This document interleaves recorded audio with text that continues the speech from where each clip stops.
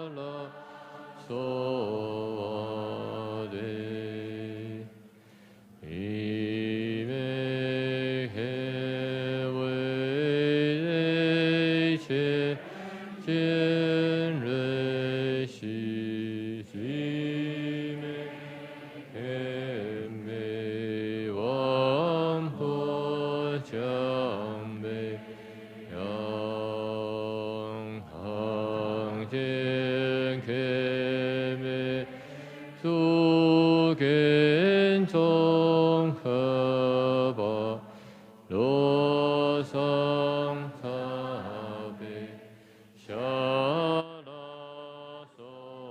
샤라소와데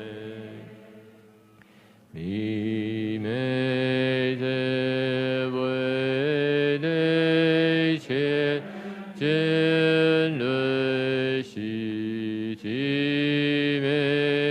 지메겐베 원보장배야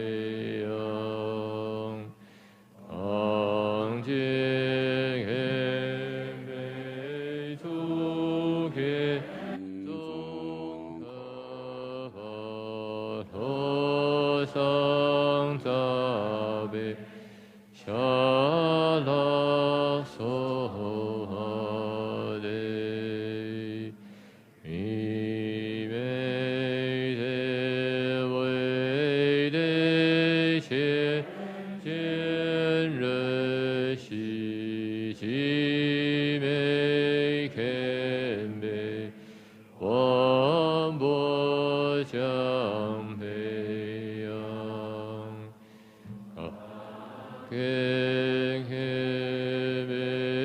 수겐종가바 로상사베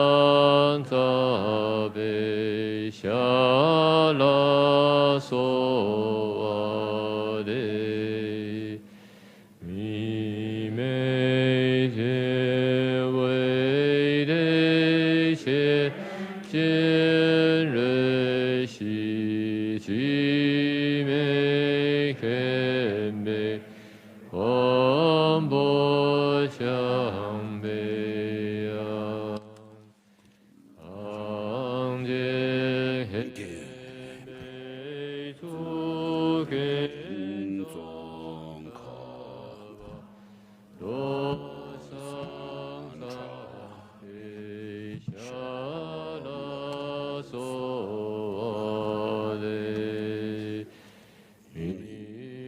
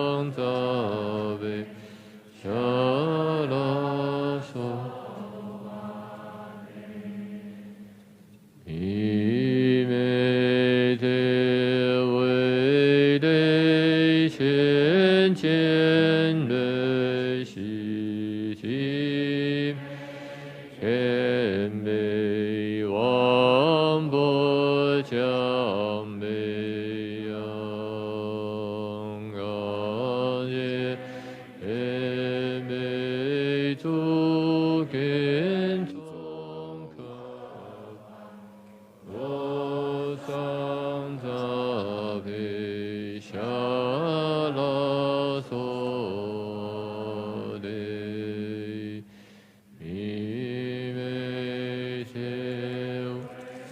对先见人喜喜美谦卑，王不降卑仰，昂见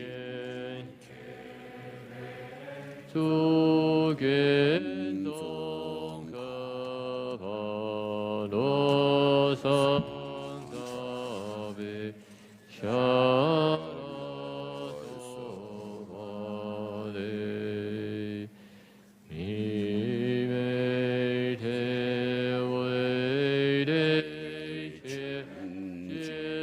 瑞喜喜美谦卑，王不降卑仰，阿弥。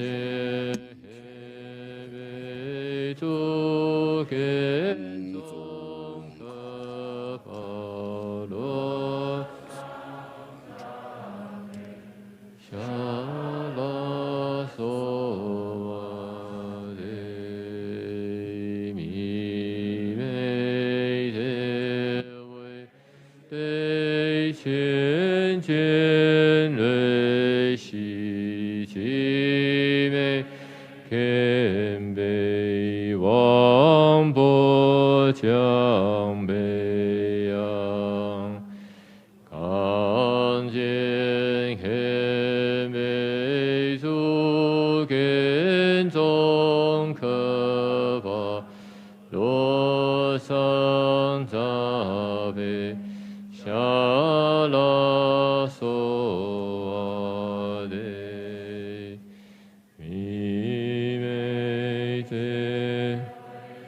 被千见瑞喜喜美谦卑王不降卑，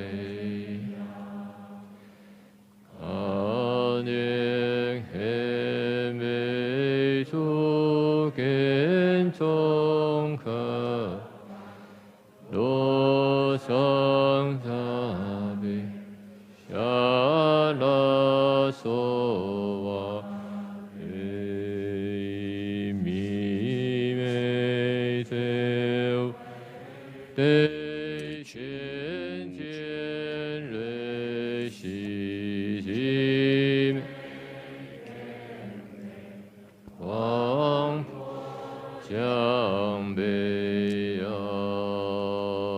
昂见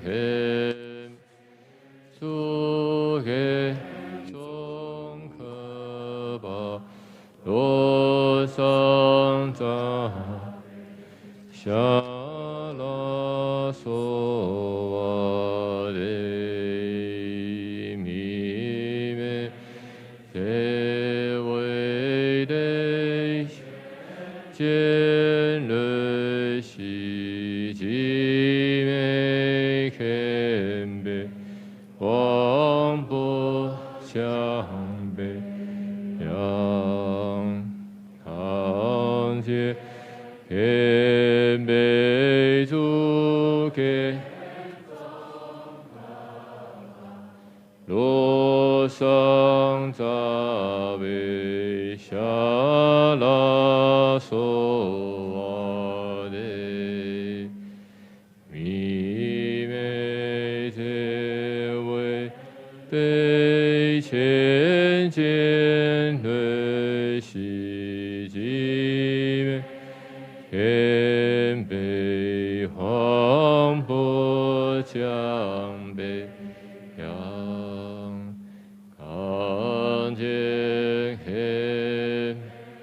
主跟天中可巴罗僧扎贝夏拉娑华帝弥美切为得千劫瑞西吉美黑美王波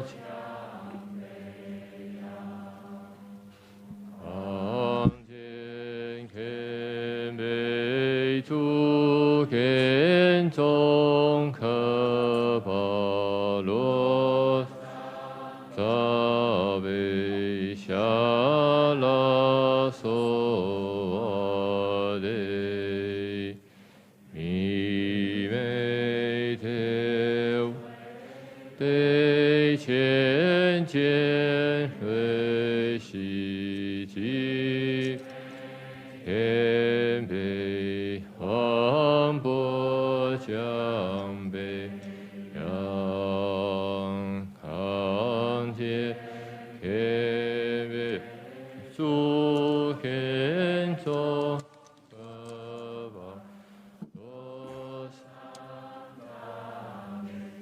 夏拉娑华大众请起立。弥美皆为得千吉美堪美王波江北高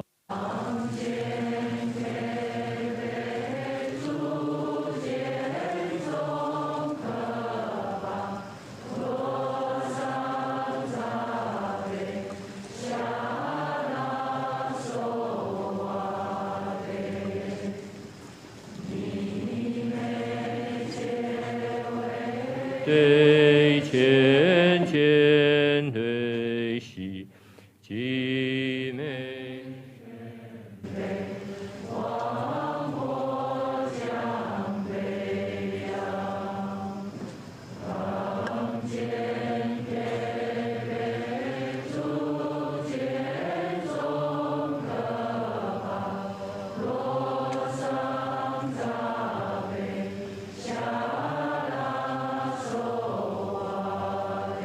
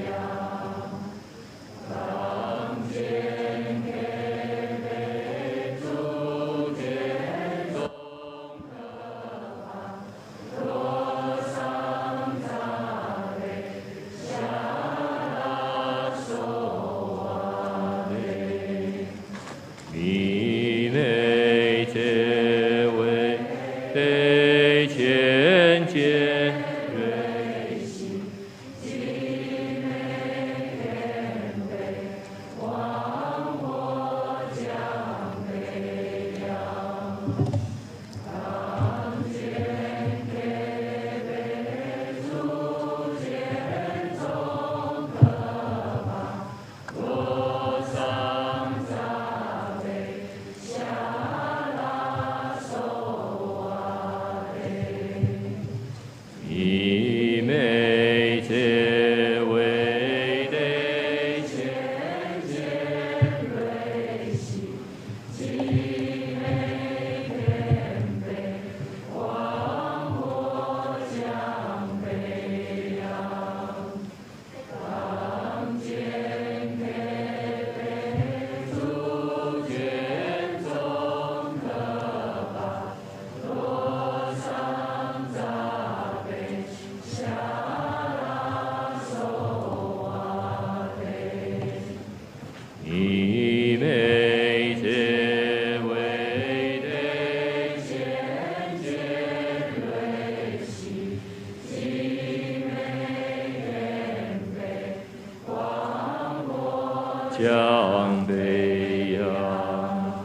当见谦卑足见中可怕，多伤杂下拉手啊！礼尊者3拜。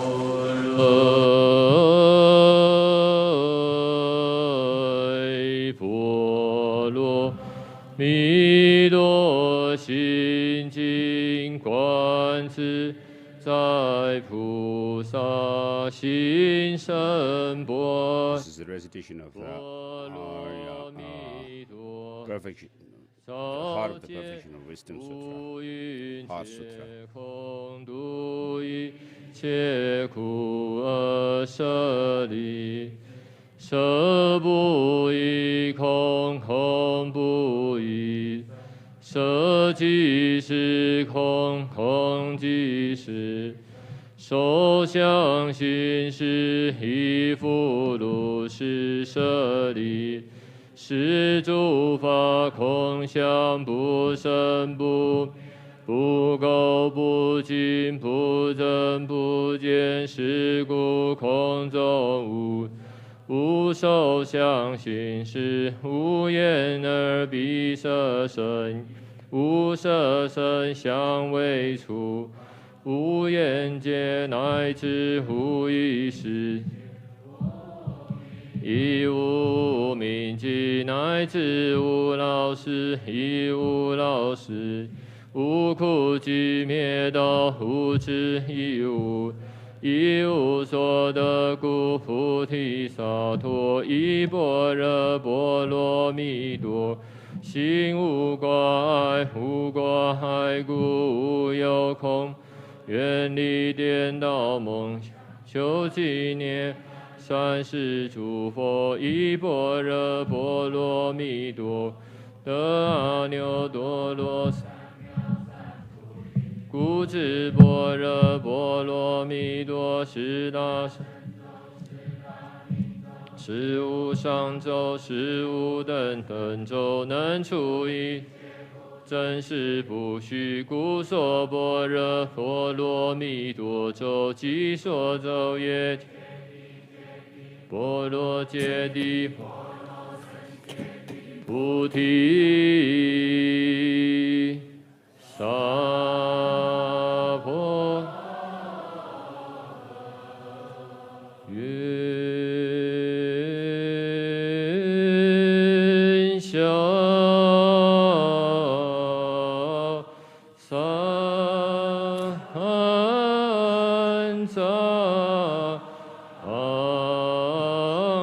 诸法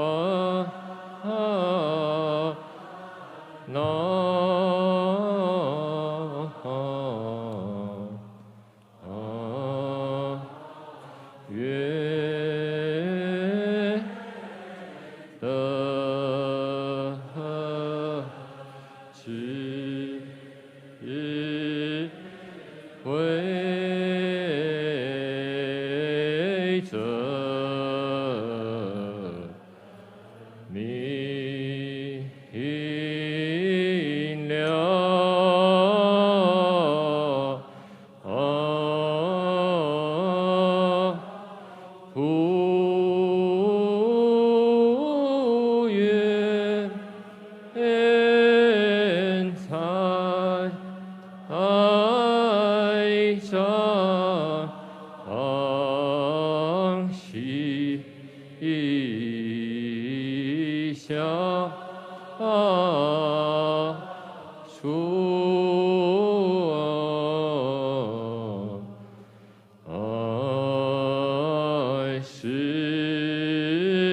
上喜下出世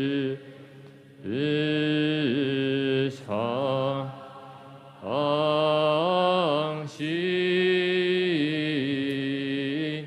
菩萨道。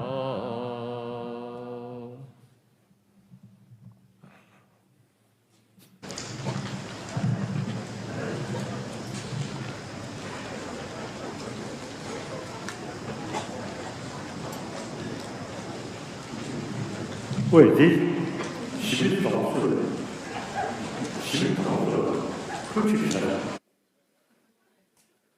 The owner of this small cat. Where is There. owner of the small cat? Please keep the small cat with yourself. 这打不打卡成那样倒是没得要的。 So that if the cat is separated from its owner, it doesn't feel good. It won't feel good.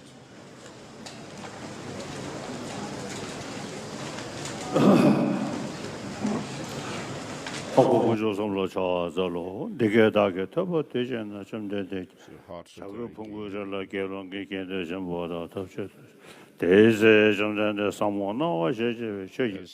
Have I heard once the Blessed One saying in large Virgin Peak, along with the great community of monks and great community of bodhisattvas, and at that time the Blessed One entered the meditative absorption of the righteous phenomenon, the cold appearance, the profound at that time as well, and the Avalokiteshvara, the bodhisattva, the great being, clearly beheld the practice of the profound perfection of wisdom itself, and saw that even the five aggregates are empty of intrinsic existence. Thereupon, through the Buddha's inspiration, the Venerable Shariputra spoke to the noble Avalokiteshvara, the bodhisattva, the great being, and said, "How should any noble son or noble daughter who wishes to engage in the practice of the profound perfection of wisdom train?" When this had been said, the holy Avalokiteshvara, the bodhisattva, the great being, spoke to the Venerable Shariputra and said, "Shariputra, any noble son or noble daughter who so wishes to engage in the practice of the profound perfection of wisdom should clearly see this way. They should see perfectly that even the five aggregates are empty of intrinsic existence. Form is emptiness, emptiness is form, emptiness is no other than form, and form too is no other than emptiness. Likewise, feelings, perceptions, mental formations, and consciousness are all empty. Therefore, Shariputra, all phenomena are emptiness. They are without defining characteristics. They are not born, they do not cease. They are not defiled, they are not undefiled. They are not deficient, and they are not complete. Therefore, Shariputra, in emptiness there is no form, no feelings, no perception, no mental formation, no consciousness. There is no eye, no ear, no nose, no tongue, no body, no mind. There is no form, no sound, no smell, no taste, no texture, no mental objects. There is no eye element, and so on up to no mind mind element, and including no element of mental consciousness, there is no ignorance, there is no extinction of ignorance, and so on up to no aging and death and no extinction of aging and death. Likewise, there is no suffering, origination, cessation, or path. There is no wisdom, no attainment, and even no attainment. Therefore, Shariputra, since Bodhisattvas no attainment, they rely on the perfection of wisdom, abide in having no obscuration in their minds. They have no fear, and by going perfectly beyond error, utterly beyond error, they will reach the end of nirvana. All the Buddhas who abide in the three times attain this full awakening of unexcelled perfect enlightenment by relying on this profound perfection of wisdom. Therefore, the one should know that the mantra of the perfection of wisdom, the mantra of great knowledge, the unexcelled mantra, the mantra equal to the unequal, the mantra that quells all suffering is true because it is not deceptive. The mantra of the perfection of wisdom is proclaimed that yata gata gata para sangha de bodhi swaha Shariputra, the Bodhisattva, the great beings, should train in the perfection of wisdom in this way. Thereupon the Blessed One arose from that meditative absorption and commended the Holy Venkateshwara. So the great being saying this is excellent and so forth. So today we'll have a general introductory teaching, and then because the Chinese Dharma friends have requested me to teach the second chapter of Pramana Vartika Garika in Rinpoche, Master Tsongkhapa's Destiny Fulfilled. It says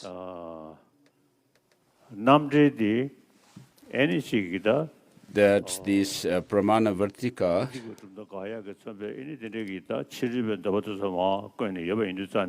rejects the views of non-Buddhist philosophical traditions, and therefore for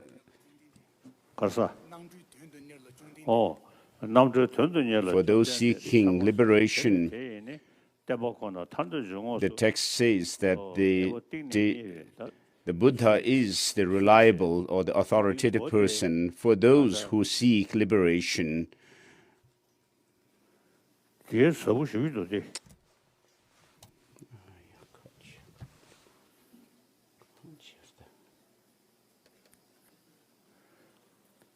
So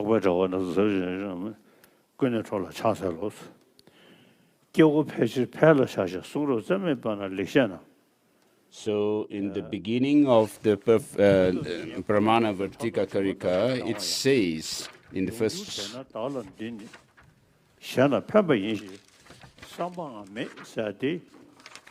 it says that the majority of the people having attachment to ordinary pursuits and lacking in the requisite strength of intellect, understanding, not only have no interest and fail to appreciate the holy discourses, but being covered with the dirt of malice, even hate them.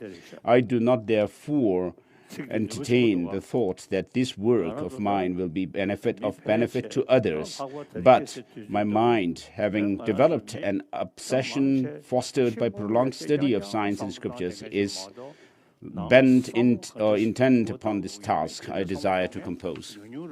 So today we have very few people who really seek the Dharma, but they are more or less obsessed with materialistic way of life. So this text, what Master Dhammakirti says here is true. So of course all religions teach us to be kind, to be altruistic, and particularly this Nalanda tradition of Buddhism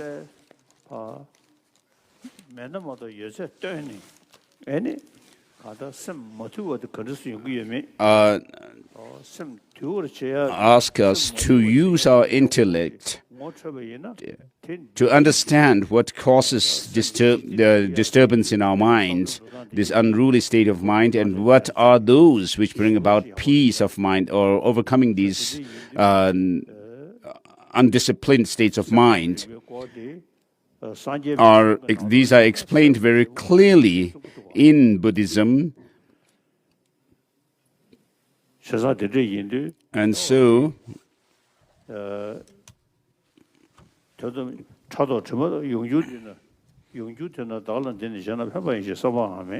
So I do not therefore entertain the thought that this work of mine will be of benefit to others, but my mind, having developed an obsession fostered by prolonged study, is bent upon this task that I desire to compose.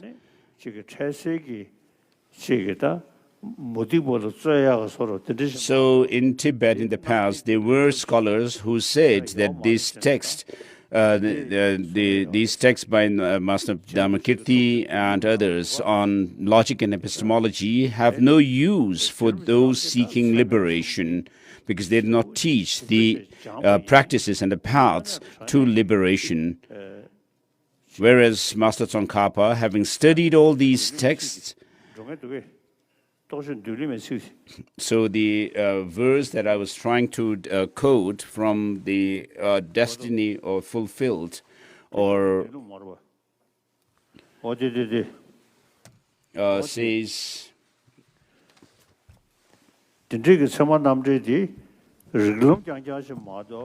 so the Dharmakirti's Pramana Vartika Karika is said to be, so it says, Rinpoche says that those in Tibet, whether they are learned or not, say unanimously that these the Pramana Samuchaya by Dignaka and Pramana Vartika and Karika and so forth, the 7 texts by Dhammakirti, do not teach the path to liberation, but they also accept that Manjushri himself told Dignaga in a vision that his text would, his work would be like an eye to the world in the future. And so I find these two contradictory, and therefore having studied the Pramana Vartika Karika, I have found that the Buddha is a reliable, the Pramana Vartika Karika teaches that the Buddha is a reliable teacher, and his teachings are the factors or the means for liberation. And therefore, he says that I have found this. So I found, having studied these texts, that my pursuit has been beneficial. And so, in the past, in Tibet, people have considered this Pramana Vartika Karika to be no use to those who seek liberation, but only some kind of argument with other non-Buddhist traditions and so forth. So Je Rinpoche Master Tsongkhapa studied Pramana Vartika Karika under masters like Rendawa and so forth, and therefore found it to be very good and excellent text to understand that the Buddha is a reliable or a Pramana, and that he is an unsurpassable or unmatched teacher. So whether it's a teaching in the Perfection of Wisdom, the sutras, or other texts like sutras, like Sandinimochana Sutra by the Buddha, all of them are excellent teachings. So usually I say that the first turning of the wheel of Dharma was the sermon on the Four Noble Truths, which lays the foundation of Buddha Dharma, the teaching of the Buddha.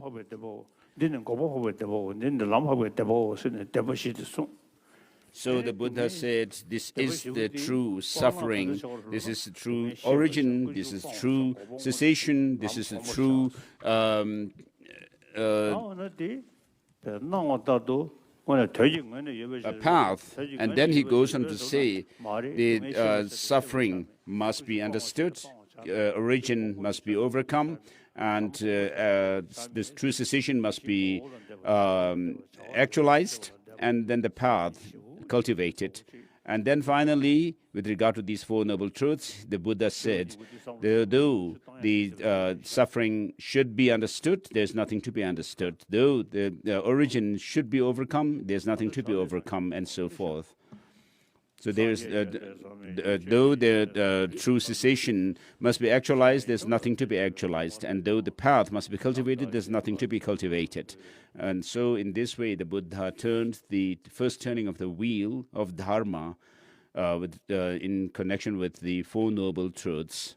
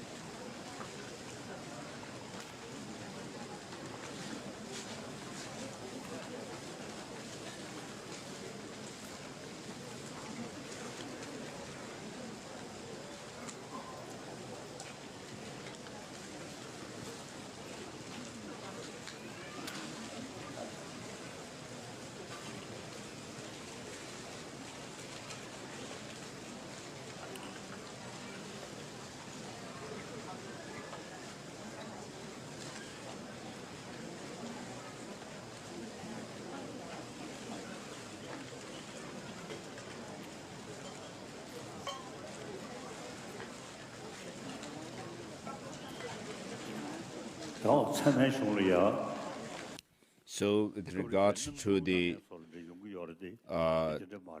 texts on pramana, logic and epistemology, there were, of course, people who belittled them, and that is not right. So if you study them, you will find it is very important to study the pramana vartika karika, because it uses the reason and logic to prove the reliability or the authoritativeness of the Buddha and so forth. And so Rinpoche Tsongkhapa himself pursued the study of these texts on Pramana Vartika Karika, as he said in the Destiny Fulfilled. So it's these texts on logic by Pramana Dhammakirti and so forth actually goes through reason to prove that, uses reason and logic to prove the Buddha to be a reliable person and not just based on faith. So the Buddha himself has advised us to check his teaching well and not just believe in what he has taught. Check through reason and logic. Whereas most of the other religious traditions are based more or less on faith. Whereas, on the other hand, Buddhism, and particularly the Nalanda tradition of Buddhism, emphasizes using reason and logic to demonstrate the truth of the teaching of the Buddha. So today, science, there is so much advancement in science, and many people, scientists and so forth, who are not biased, but remain neutral.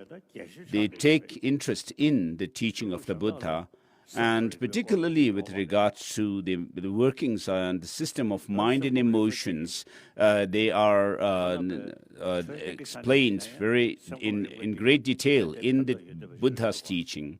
And understanding these, it helps to keep our peace of mind. Whether you are believe in a religion or not, amongst the scientists, whether they believe in religion or not, they say that if you have peaceful state of mind, then your body also remains very calm. And whereas if you are full of anxiety, anger, hatred, and so forth, you lose peace of mind. So the peace of mind, the main factor for that is the practice and training of altruism, or love and compassion. So the practice of love and compassion, meditating on or cultivating love and compassion, helps gain peace of mind. So when you face provocations of anger and so forth, if you remain calm and cultivate or develop love and compassion, it brings peace of mind. And because of that, your body, physically, you feel healthy. And leave aside other things. If you have peaceful state of mind, you'll sleep better. Whereas if you are not, if your mind is restless, you will turn back and forth in your bed, turn left and right, and so forth. So health-wise also, peace of mind is very crucial. So peace of mind may be to a very small degree brought by some kind of sleeping pills. But if you are able to have a compassionate state of mind towards other sentient beings, all sentient beings, then you will truly have peace of mind. We all talk about peace in the world, but the true or real peace must be brought about through a kind and warm-hearted, kind state of mind and warm-heartedness. And we talk about world peace. While talking about world peace, if we are full of anger, hatred, and so forth, you are contradicting yourself. So non-violence, if you follow the philosophy of non-violence, then the weapons and wars and battles become irrelevant to us. So today, we have 7 or 8 billion people on this earth. All of them are same in wanting happiness and not wanting suffering. It is not about any religion or spiritual tradition, but right from the time of our birth, we have been nurtured and cared for by our mother. So I have this plan to have meetings with higher institution, people in the higher institution in India. So of course, when we were children, as children, we the sense of kindness and warm-heartedness and so forth were quite fresh in our mind. Whereas once we joined the school system, then these teachings on love and compassion, their importance, essentiality, and so forth are not taught. And so there's a lack of interest and paying attention to these. And so when I go to Delhi, I would like to meet with educators in Delhi University and other universities. So what we are going to talk about is how we disturb our peace of mind, and what actually disturbs our peace of mind. So if these knowledge could be introduced in the school system, in the education system, it will be really beneficial for everyone, from the junior kindergarten up to highest institutions. So the Indian tradition of karuna, compassion, and ahimsa, the non-violence, have been practiced in India for thousands of years. So, of course, non-violence or not harming others has been promoted by Mahatma Gandhi. And so in his struggle for India's independence, he used non-violent means. And therefore, in Africa and other places, there were many people who followed Gandhi's principles and struggled through non-violence for their rights and so forth. So the non-violence has been promoted very widely by Mahatma Gandhi. But we should know that non-violence, the source of non-violence, ultimately is compassion and love. And so I would like to have discussions on this with the educationists or in the higher institutions in Delhi. And so in India, there's been talk about the love and compassion since ancient times. Not only that, in all religious traditions also, these are always taught. So whereas other religious traditions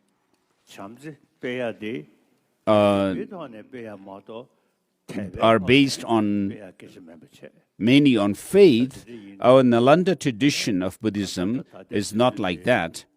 It uses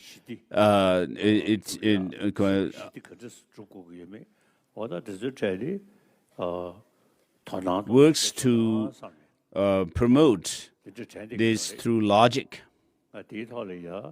So this is what I think I would like to do in Delhi. And so I have this wish to serve in this regard as much as I can. So I practice them.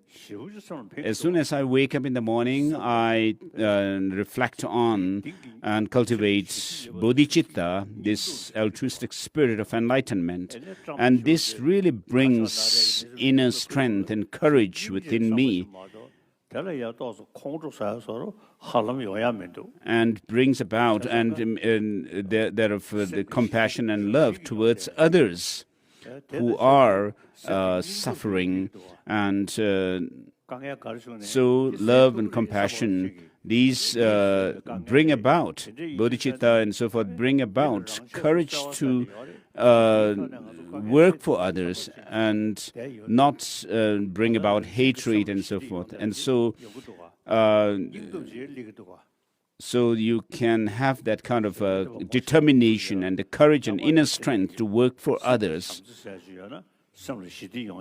So I tell my friends also that if you have peace of mind, if you have love and compassion, you will have peaceful state of mind, and you will be able to face challenges without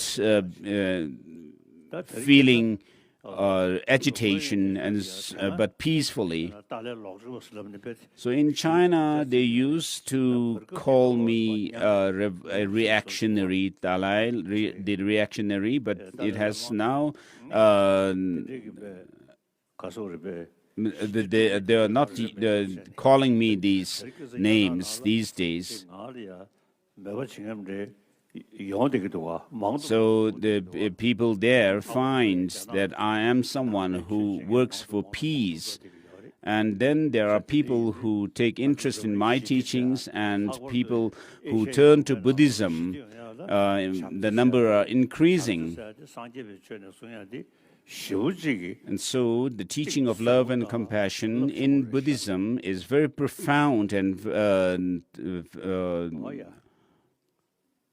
effective. So I was talking about the Pramana Vartika Karika, commentary on valid cognition. So the text on the logic and epistemology for religious people. Also, this helps to bring about very firm faith and in the teaching and stable faith in the teaching. So in the second chapter, where it says,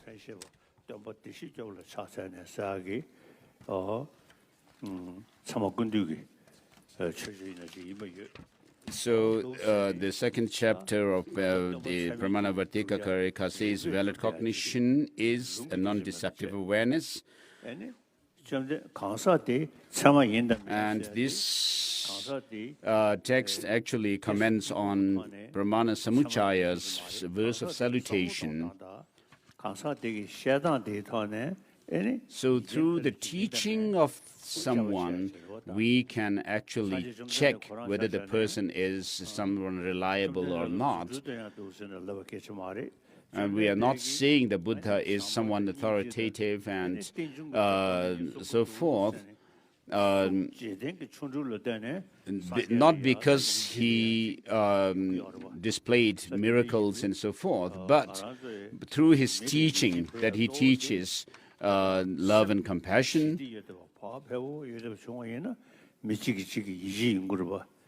And so forth. And so, with regard to peace in the world, we need to know that, we must know that it is brought about by a peaceful state of mind. Love and compassion brings about that. So whether you believe in a religion or not, whether you believe in the teaching of the Buddha or not, love and compassion is something that we have become ingrained in us since our childhood by the mother's kindness and care to us. And so, in order to bring about peace in the world, we need peace of mind. And we are followers of Buddhism, and particularly the Nalanda tradition, in which the means of developing peace of mind is taught in great detail. And so we should pay attention to this. I mean, there's no need to think about the future life, but even in this life alone, in order to live happily, peacefully with our neighbors, I mean, we should study this, to have peace of mind through love and compassion.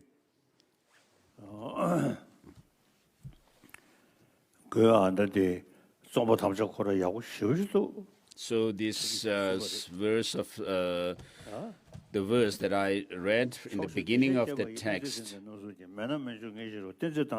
is the pledge to compose the text. So His Holiness was just reading the first verse. After that, a province is not a property of the logical subject. It's necessarily concomitant with an element and so forth. But I think Yangdi Rinpoche wants His Holiness to jump to chapter 2, which is establishing the Buddha to be reliable.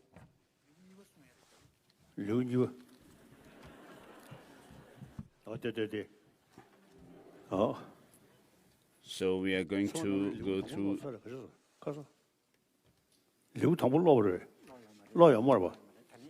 So His Holiness is saying that, asking whether he had taught the first chapter of Pramana Vartika or not. So the text, the second chapter begins with these lines. Valid cognition is a non-deceptive awareness. So with regard to valid cognition, there are different interpretations according to different schools of thought. In the case of Prasangika, school of thought. They say that things do not have any existence from their own side, and whatever we see as ordinary beings, there's always some deception in the way we see things, and what remains as functional is non-deceptive. What arises from sounds is indicative of the intention. The sound, verse number 2 on page 4, the sound is valid with respect to the meaning of the object, which is clearly perceived by the mind of the utterer. It is not a reason to establish the fact of the meaning. The concealer, subsequent cognition, is not valid cognition, as it apprehends what is perceived already. The awareness alone is valid cognition. And so our behavior, physical and verbal, ensue from our mind, that intention. And therefore, if we are able to practice by understanding the truth, it would be good. Valid cognition is the chief, and not these sense powers with respect to engaging in the objects to be abandoned and to be adopted due to a variance of objects with their respect. The various cognitions are posited by the awareness. The existence of this makes the existence of that. Verse number 5. The nature of that is established through itself. Valid cognition is established through labels. Texts are to eliminate the ignorance. The one who illuminates the meaning of the unknown as well is a valid cognition. Following the cognition of the specific entity, the consciousness of the generic aspect is attained. It is intended as the valid cognition, which is but awareness of self-characteristics of the object, which was earlier not known, as it investigates the self-characteristics of the object. Since the transcendent one is endowed with it, he is indeed the valid one. Having transformed is said to reject the non-production. And so here what is being treated is that the assertions of other schools where they say, where they talk about the God as creator and so forth, are not are rejected. And the Buddha has become someone who is valid or reliable through causes and conditions. So to reject non-production. Therefore, it is proper that the valid one should be causally contingent. The valid cognition cannot be permanent, as it should be valid one. Should be the valid one to cognize an existing thing. Since the cognized is impermanent, it is non-static. Those produced sequentially cannot feasibly be produced from a permanent thing. Permanent things should not be contingent, and nothing can exist it. Despite being impermanent, no valid cognition exists to prove it to be omniscient. The reasons such as it acts intermittently, a unique shape, functioning, and so forth are invalid. Either it is established and accepted, or the example is not established, or it leaves a doubt determined by the presence of blessings. Anything like shape is created. What is inferred through that is valid for the creation of the efforts of beings. The varied things are produced from varied causes. If inferred through a similar label with generic contents such as shape, which are not distinguishable, is not valid. It is like inferring fire through gray substances.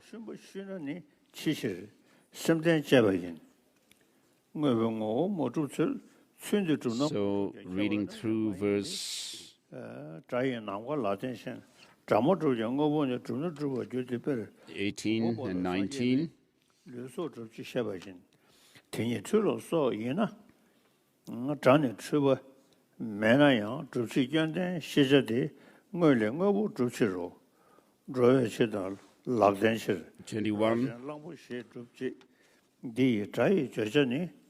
Please follow the text if you have.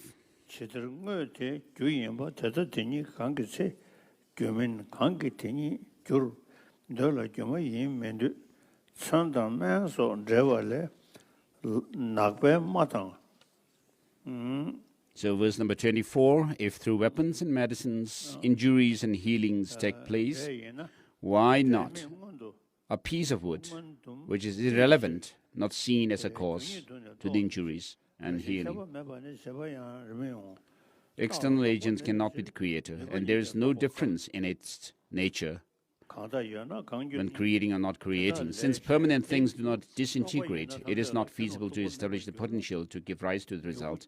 If one conceives of a cause, 26, that does not qualify those coming into being through the existence of the causal factor, one has to accept that all results will have infinite causes. The soil and so forth, when their nature changes to produce the shoot, is known as cause. Upon making them fertile, the features of the results are seen. Since the object and the sense source are not different when in collection, and still are the causes for consciousness, likewise is this creator, if you assert. It is not tenable as differences of clarity. So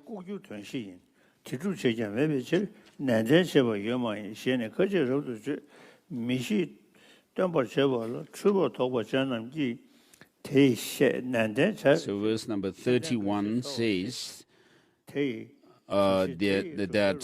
the valid one, the Buddha, should be the one to cognize the hidden phenomena, yet there is no reasoning to prove it, and there is no one to exert consistently towards attaining that. Opponents argue thus: the ones with doubt in the mistakes made by confused teachers, in order to be careful in the veracity of teaching, seek those who are knowledgeable. Therefore, they investigate to see if he has the wisdom to realize the purpose of the aspirant. That he realizes the number of the insects is not of any use for me. And the one who realizes what is to be abandoned and what is to be adopted, along with the means, is indeed accepted as a valid one. Not the one who knows the number of all insects and so forth. Whether or not one sees things as at a distance, the one who sees the suchness as intended is relevant. It is, if seeing distance is the valid one, seek vulture. And compassion as the cause arises through familiarization. Verse number 36, verse number 36b. If you assert, since the mind is dependent on the body, attaining omniscience through familiarization and compassion is not feasible. This is not so. The body as dependent of the mind is rejected. When taking rebirth, so they hear the future rebirths is talked about.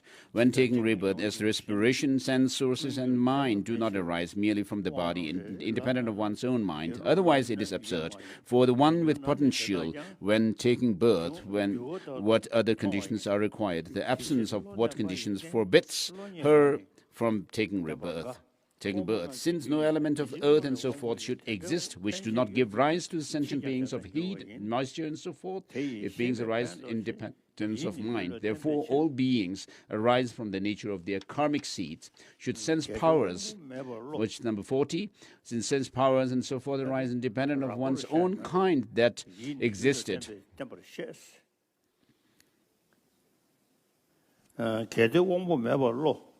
뭐이 대한 대매버 대당 편수 균입에 대실 편수 규정이 림진 매리 림진이 캐버러점에 되방함에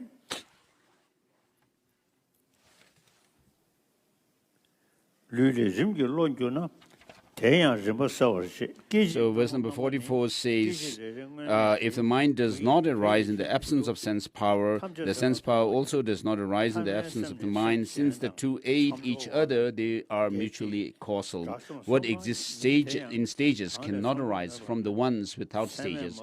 If it cannot be dependent, as it is not affected by conditions. If you assert that the mind arises in grades from the body, which accompanies the earlier graded mind, then the body as well is seen as sequential. The former moments of the body should be cause of the later moments of the mind. Therefore, the mutuality of causation is seen at all times. Verse number 47. What contradicts exists for the last moment of the mind to connect to the next mind, and so forth. 거식체나 심균라 판도 제방이 라떼 풍소라네 메소신 재정신의 도보민 Luni never nina sem, the one ever Taiwan. Te you know, won't you say, Telen Jungo, Temai, Lungjin Botan Jambani, Bezum ever Kani, Tata Pujun, Jibole, Pujun Jibo, Tawanjo, Tata Lion Tower, Simju Yeno, Someone, never pension. Kanji Juni Yimbund, Kadi, Dombo Lawson, Yebe Metin, Lu Ju Min, Shive, Neva Yamjushin, Lion saw Dalton Jur, Kadi Many Donna, Shinki Joe Medoshin, Tena Topo Mejana Mayan, social Yushizo, Lamijo, Gashin, Lala Jura, Gabriel, Gashi, Towa, Inchir Bill, Sing the Seller Machine. Tangpu Chungyang Dobo Min. A lardo Rongwan Jur Chekang. Tene Langyang Jungjur de Serki Sawa Shin Nishino. Jungse Soja Minjava Cheshi Nyeba Gashiram, Sese Chiru, Nyembo Shi Yena Somi Mebani. Shive Tuso Doshiram, Tei Sersin Chelegang, Jue Judan Chawana. Verse number 61. Why not the dead reverse to life by becoming freed of the causes for change? When the poison which kills is removed by the mantras or through cutting the bidden piece, in the absence of changes or without the changes in the substance, no change will potentially ensue. It is like not coming into being of a vase. In the absence of change in the clay, without a change in the object, if some other object changes, the former cannot be substantial cause of the other. It is like an ox and non-ox. The mind and the body are the same. As the ox and non-ox, the resultant mind coexists with the body, since it arises from the earlier moment of the mind as the substantial cause, and the earlier moment of the body as the corporative cause. They are like fire and molten copper.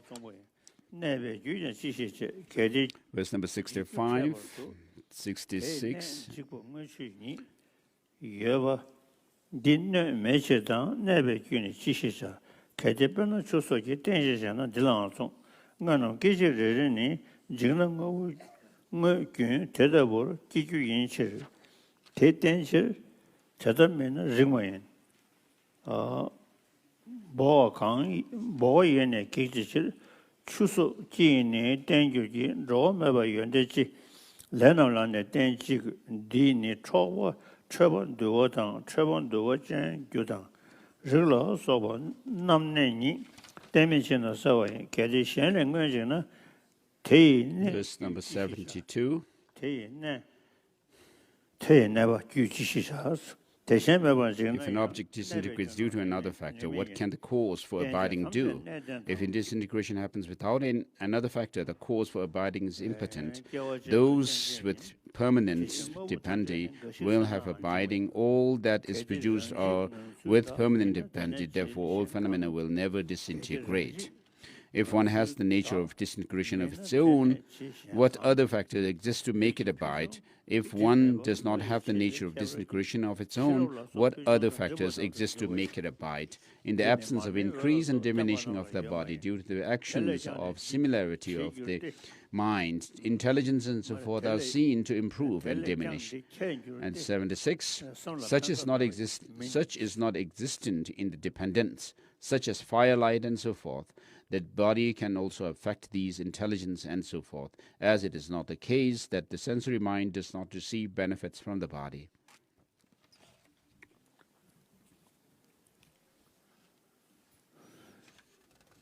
So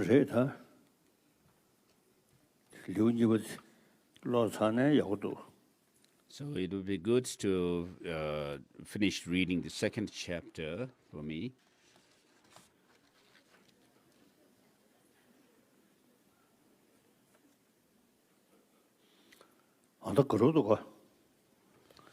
There's still quite a bit of the text left, so I'd like to say this. In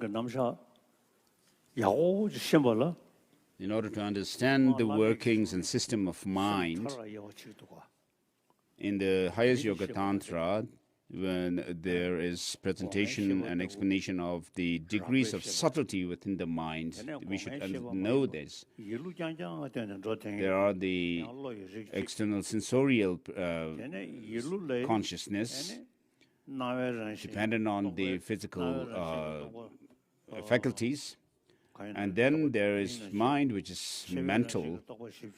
And so within the mental there are degrees of subtlety, and we have the gross state of mind and then the subtle states of mind, such as those of the 80 different conceptions, the what are known as the states of mind within the whitish in appearance, reddish increase, blackish near attainment. After that, then the clear light state of the mind at the time of dying. And so there has been some investigation into the subtle states of mind by scientists. I have no idea what further progress they have made, but we have some Russians from the Moscow University who wish to check investigate the subtle states of mind through instruments. They have left instruments in Bangalore.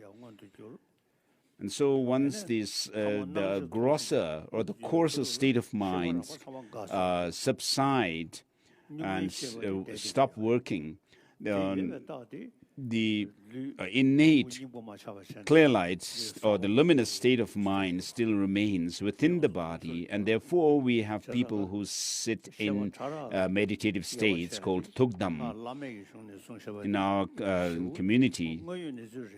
So what is taught in the highest Yoga Tantra about the subtle state of mind is actually factual.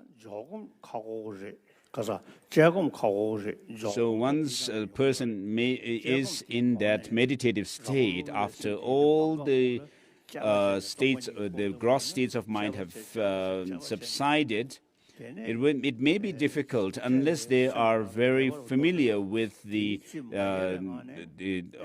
analytical meditation before they have gone through the dissolution process.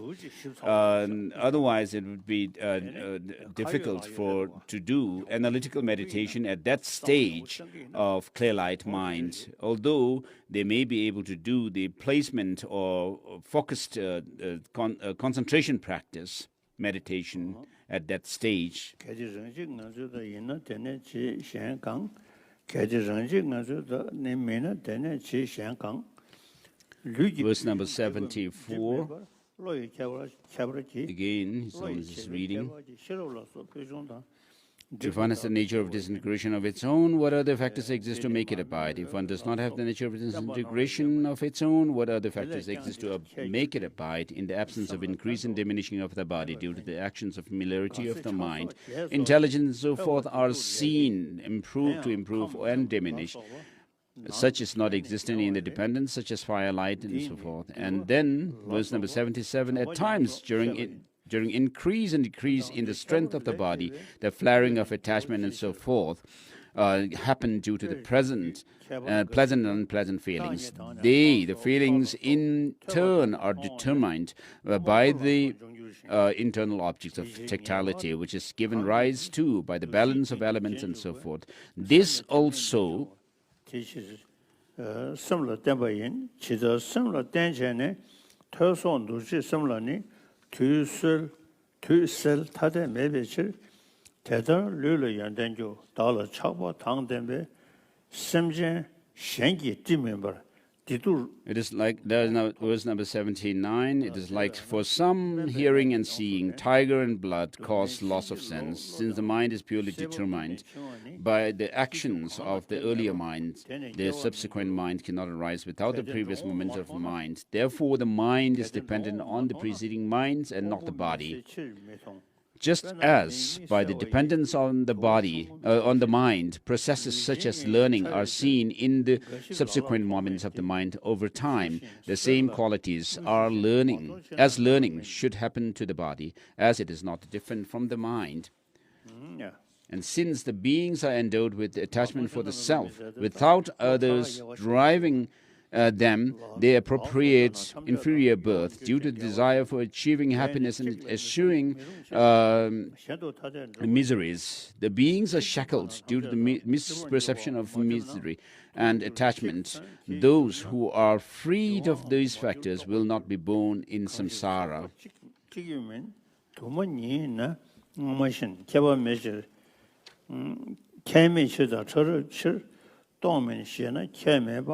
모두 개발 전함니 원유 대실 규제민 디니 질질 라서바 매바다자 사와인 무주세단 제밤 So verse number 85, despite being embodied due to their subtlety, some at times can move unobstructed by other objects. It is like water seeping through the clay pot and mercury through gold. Therefore, what is not seen by Charvakas is not non-existent.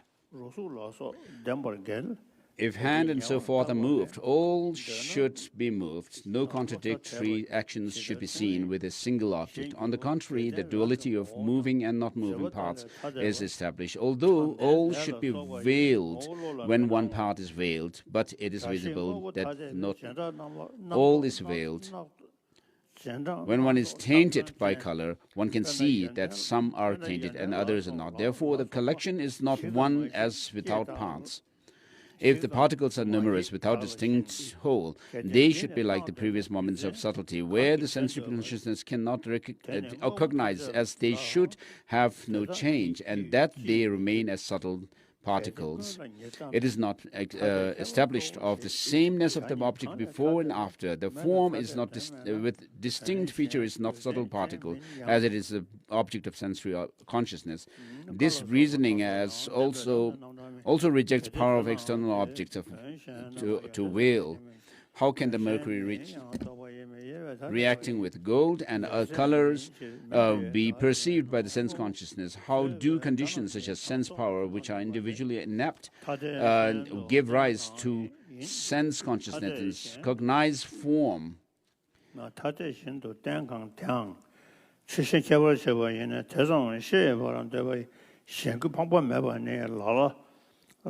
So verse number 93, 94.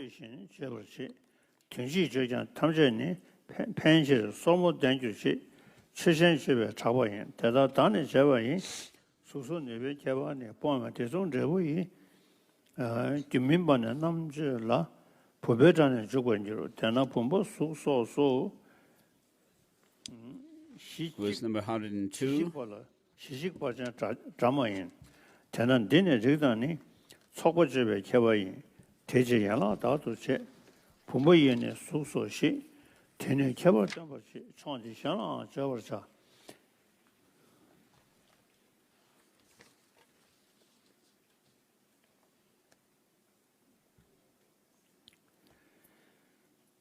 멀리 주인 예나네 야라제다다나 아멘. Verse number 105. Since both respiration and the body are similar in being multiple, inhaling and exhaling is not what determines a single conceptual mind. Even if it is one respiration, many conceptual minds should manifest, as the causes are forever immediate. If it is not the cause of multiple minds, sequentially as well, it cannot be the cause, as there is no difference for it being unchanging. Even with a single respiration, multiple minds arise to apprehend the objects. The previous position that with one respiration only one conceptual mind arises is not established. 107. If the multiple objects are cognized by one mind, it would cognize the multiple objects simultaneously. There would then exist no contradiction in it, seeing all phenomena simultaneously in sequence as well. It cannot cognize multiple objects, as there lies no difference between the sequential and the single minds in not having the appearance aspect. If you assert that respiration in manifold, which arises one at a time in temporal sequence, but not from one's own type, is the cause of such a mind, without the cause for having the sequence, how can various moments of the respiration have sequence? If the former types of respiration are the causes, the first moment cannot possibly have respiration, as it does not have such a cause. So on the basis of subtlety of the differentiation between the subtle and the gross states of mind, then we can talk about past and future lives. Te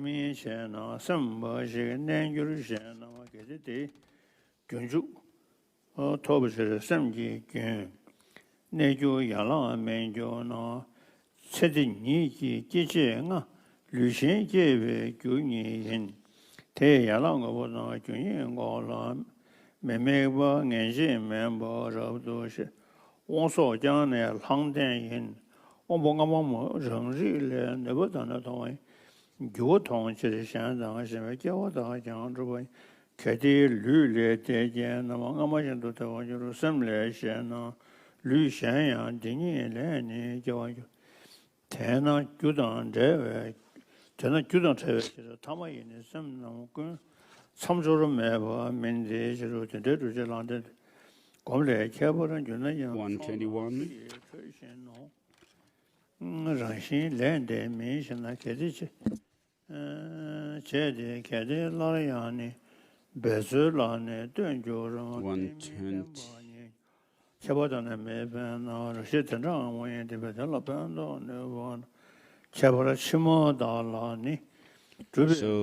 if you say, although progress will be existent through familiarization of mental qualities, like the act of reaping and what they hate, they will never transcend the bounds of limit, is the reason for not proliferating of the mind qualities, mental qualities, the following: the dependence on repeated efforts after the initial act, or the basis of these qualities is not stable. The nature of mental qualities is not as such, whereas for the leap and water hate, the potential which aids the leap and water hate does not have the potential to aid the subsequent moments, nor is the basis stably durable, therefore progress exists. But infinite progress is not the nature of these things. Whereas with the action done, it does not require repeated efforts. The earlier efforts will make a difference in proliferation. If compassion is brought to familiarity to mind, spontaneously does it flow. It is like the consuming fuels and mercury reacting to gold. Thus attributes such as love, which are generated, are born as qualities with the nature of the mind. Therefore, the subsequent efforts do make a difference in proliferating and the mental qualities, since minds such as loving kindness, being of the nature of to proliferate by virtue of the seeds of the previous type continuum, how will it remain static if one familiarizes oneself with it? Whereas earlier moments of the act of leaping do not proliferate into the next higher measure of leaping, as the power of the causal force and efforts are definite with limitations. Therefore, the act of leaping is with definite limitations. Initially, the person cannot jump as in the future.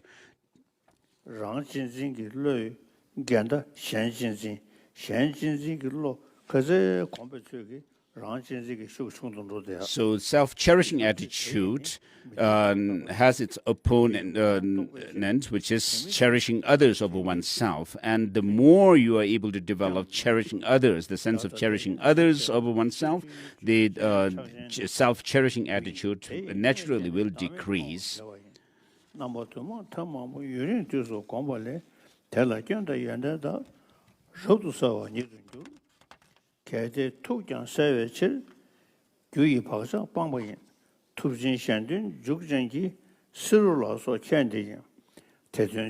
137.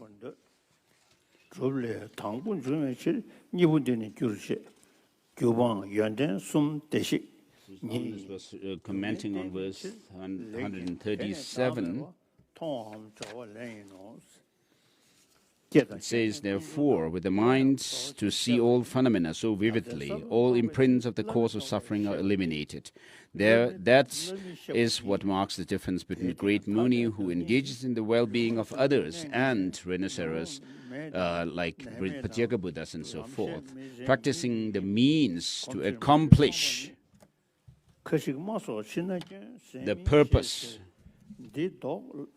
is accepted with the referenced teacher, since following the accomplishment of the two compassionate intention, the teacher of the selflessness, the first, the Sugata, the favorable personal benefit ensued. The former, the two are said to be the causes. The cessation of the causes with three qualities is indeed the Sugata, the one going to place.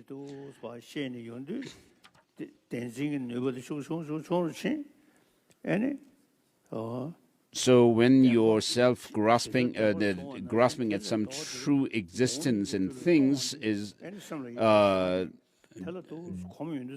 reduced and diminished by the understanding of the wisdom which sees that things do not have any true existence,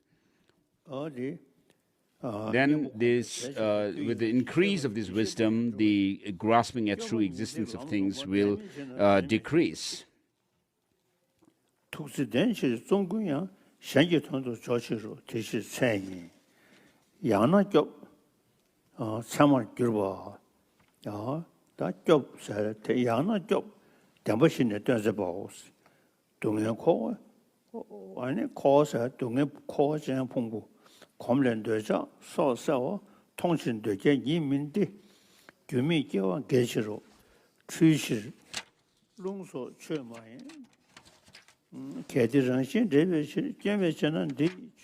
So when verse 147 to 48, they are not produced randomly, as causeless productions contradict with occasional production.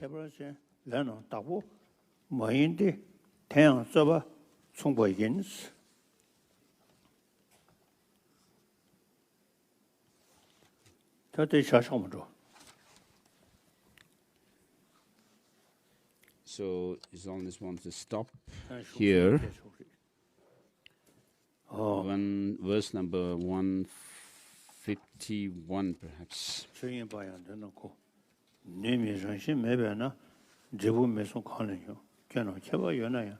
When the causes increase, the results cannot diminish.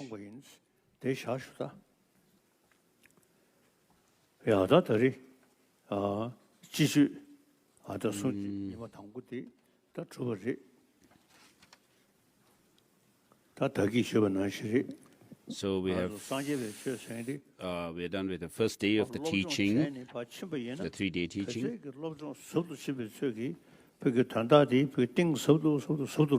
So the more you study the teaching of the Buddha, you'll understand the teaching deeper and deeper. So it's not only about faith, but through reason.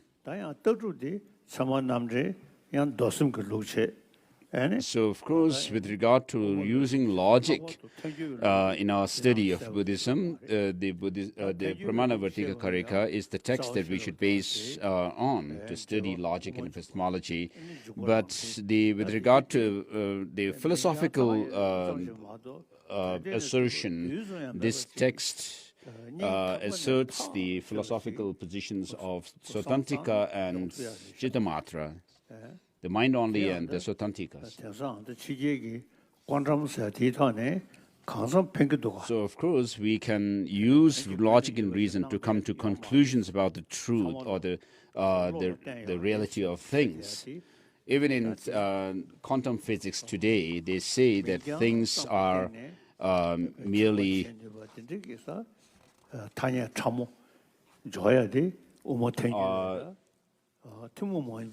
they do not have any objective existence as such.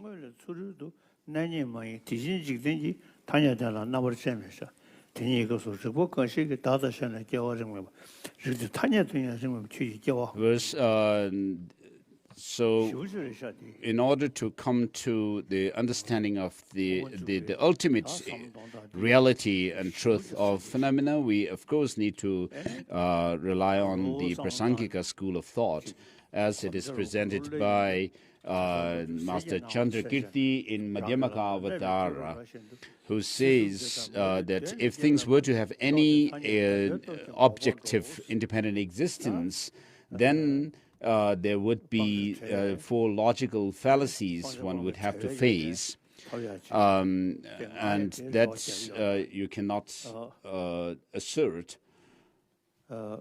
Whereas by following the teaching of the Buddha, as Master Chandrakirti again says in the Madhyamaka Avatara, by developing the light of wisdom within themselves, the bodhisattvas fly across the ocean of samsara and goes to the other side of the ocean of samsara, which is liberation, with the 2 wings. So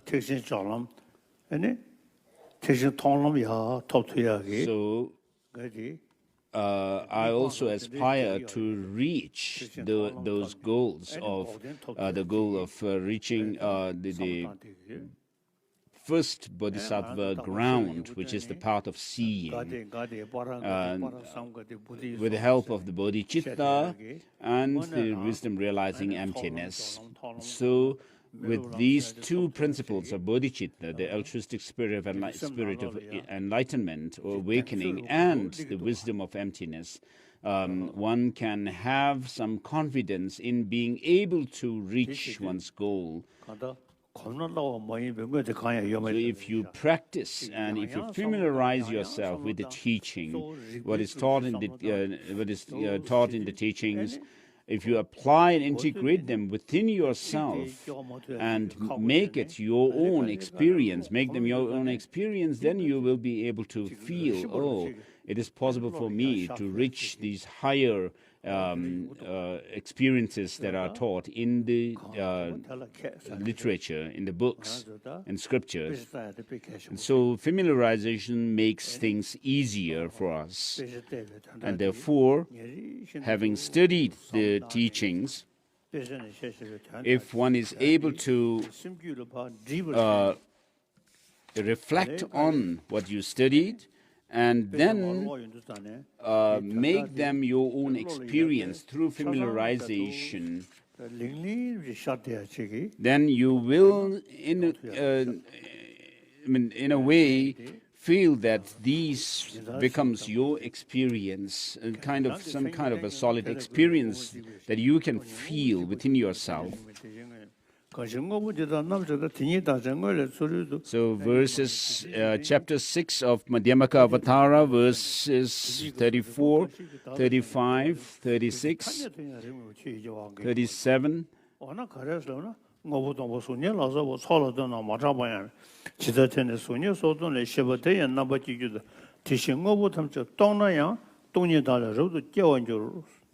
And 38, and so they say that these verses go through the 4 logical absurdities one would have to face if one asserts independent objective existence in things. And then, though it says, though things do not have any objective independent existence from their own side, yet that doesn't mean that things do not exist.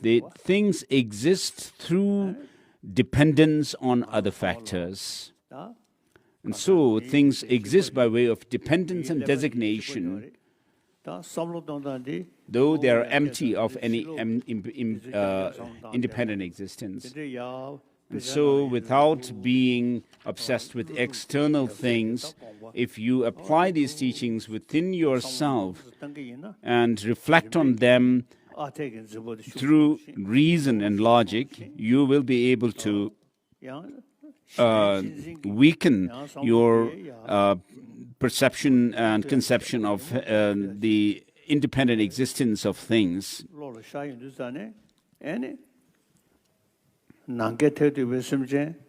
So once you understand that we are all overpowered and swayed by this, the grasping at, clinging at true existence in things, you will be able to feel compassion for all sentient beings as infinite as the expanse of the space, and have compassion for them because they are swayed by this clinging to true existence in things and beings. So with this, I conclude the teaching today and will continue tomorrow.